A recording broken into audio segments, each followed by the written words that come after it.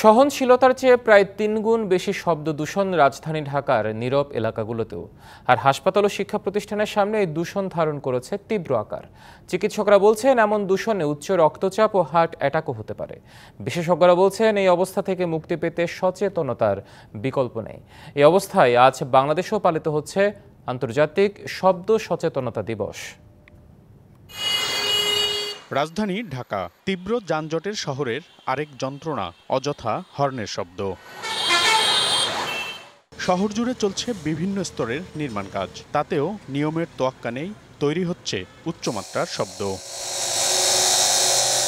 রাজধানী জুড়ে নানাভাবে তৈরি হচ্ছে এমন উচ্চ শব্দ যা মানুষের সহনশীলতার চেয়ে কয়েক গুণ বেশি।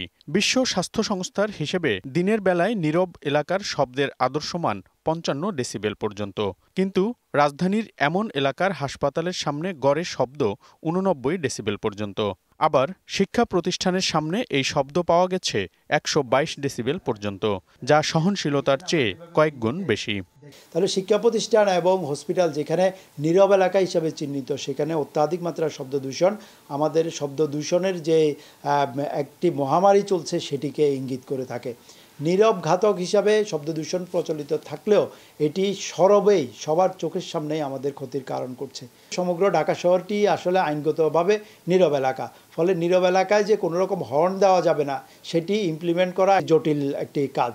চিকিৎসকরা বলছেন এমন শব্দ দূষণে হতে পারে হার্ট অ্যাটাক সহ নানা জটিলতা।